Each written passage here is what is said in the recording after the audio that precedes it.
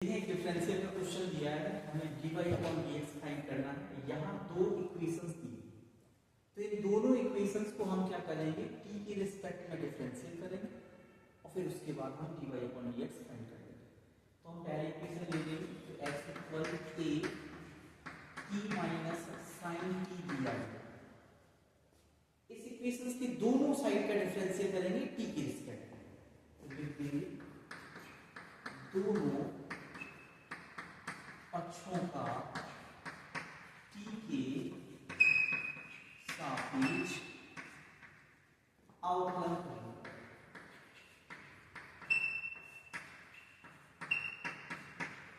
ठीक है, दोनों के हम dy अपॉन dt लिख देंगे, इस साइड में लिख देंगे और dy अपॉन dt इस साइड में। अब नॉर्मली जैसे डिफरेंशियल होता है वैसे ही करेंगे। x यहाँ पे वेरिएबल ही माना जाएगा, x का डिफरेंशियल हो जाएगा 1, लेकिन साथ में आएगा dx अपॉन dt। ये उसी तरह हो रहा है जैसे y का हुआ करता था dy अपॉन dx, तो यहाँ dx अपॉन dt हो जाएगा इक्वल, ये a कांस्टेंट है आगे हो जाएगा, ब्रैकेट में एक से ज्यादा टर्म है तो सभी का अलग है, तो dy upon dt of t हो जाएगा minus dy upon dt of sin t। ठीक है, अब ये dx अपॉन dt जो होगा a कांस्टेंट है बाहर ही रहेगा, t का डिफरेंशियल क्या होता है 1 होता है, माइनस sin t का क्या होता है cos t, तो ये हो जाएगा आपका cos t और ब्रैकेट 1, ये फर्स्ट इक्वेशन इसे हम मान लेंगे। अब हम क्या करेंगे, सेकंड जो हमें रिलेशन दिया हुआ है, सेकंड रिलेशन ये y पर दिया हुआ है, इसका भी हम दोनों साइड्स का क्या कर लेंगे, डिफरेंशियल कर लेंगे, किसकी रिस्पेक्ट में, t की रिस्पेक्ट में। दोनों साइड्स का t के सापेक्ष क्या करेंगे, अवकलन कर देंगे। ठीक है, दोनों साइड dy अपॉन dt इसमें भी लिख देंगे, y इक्वल a कांस्टेंट है आगे चला जाएगा dy upon dt 1 minus cos t। ठीक है, y का भी डिफरेंशियल 1 होगा, dy अपॉन dt आ जाएगा, यहाँ y भी क्या है वेरिएबल ही माना गया, इक्वल a, इन दोनों का अलग अलग हो जाएगा, 1 क्या है कांस्टेंट, उसका हो जाएगा 0, माइनस लगा हुआ है और cos t का डिफरेंशियल होता है माइनस का साइन t, तो ये माइनस माइनस प्लस हो जाएगा और यहाँ आ जाएगा साइन। ठीक है, 0 में साइन t को ऐड करेंगे तो क्या आ जाएगा साइन t आ जाएगा, तो dy अपॉन dt इक्वल हो जाएगा a साइन, ये हमारा सेकंड। अब हम क्या करेंगे, हमें क्या लाना है, dy अपॉन dx लाना है, तो इक्वेशन सेकंड को इक्वेशन फर्स्ट से क्या कर देंगे, डिवाइड कर देंगे, भाग कर देंगे। यहां लिखेंगे समीकरण 2 को समीकरण 1 से क्या करने पर भाग कर देंगे, तो LHS को LHS से भाग देंगे, RHS को RHS से, तो इसका LHS क्या है, इसका है dy अपॉन dt, इसको भाग देंगे dx अपॉन dt इक्वल, इसके RHS में क्या है a sin t अपॉन, इसके RHS में क्या है a ब्रैकेट 1 माइनस cos।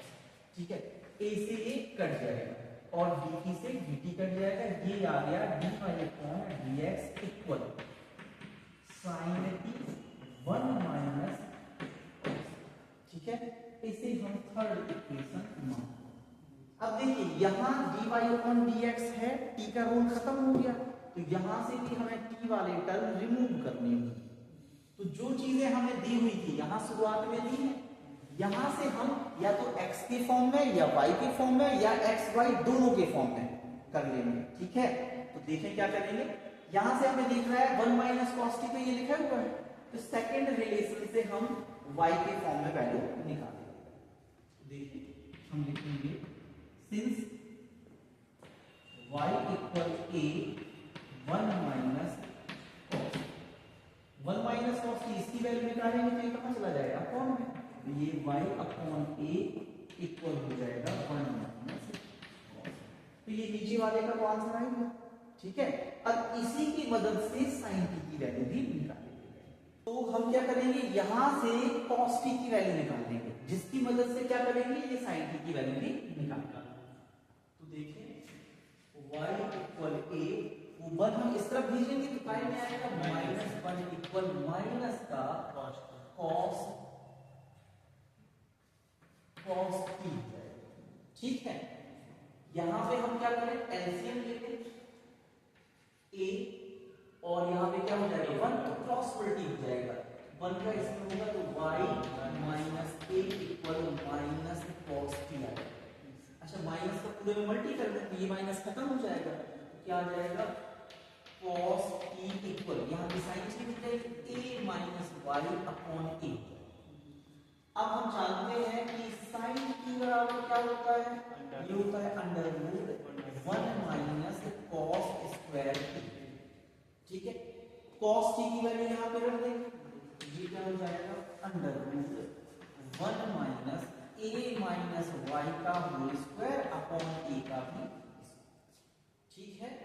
अब इसके नीचे कुछ नहीं है, बिना एलसीएम इसका भी है, क्या हो जाएगा अंडर रूट अपॉन आएगा a स्क्वायर, क्रॉस मल्टी यहां भी हो जाएगा a square minus bracket a minus y का, ठीक है। ये स्क्वायर हम चाहें तो रूट से बाहर निकाल सकते हैं, तो ये हो जाएगा आपका रूट से ऊपर वाले में बचेगा a square minus a minus y का होल स्क्वायर, और ये अपॉन में ले जाएगा, ठीक है। अब ये दोनों वैल्यू कहां रख देंगे हम, समीकरण 3 में, ठीक है। तो हम लिखेंगे 1 माइनस cos t तथा sin t का मान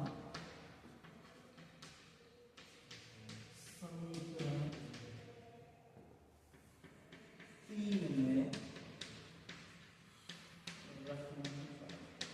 तो समीकरण 3 ये लिखा हुआ है, तो कितना आ जाएगा dy upon dx equal sin t का मान ये है, तो हम ये रख देंगे, क्या है under root a square minus a minus y का होल अपॉन, ठीक है। अपॉन में है a, और इसी के अपॉन में हम आएगा काय का मान 1 माइनस cos t का, 1 माइनस cos t का मान कितना आया था y अपॉन a, ये आ जाएगा y अपॉन a, a से कैंसिल कर, ये आ गया dy upon dx equal under root a square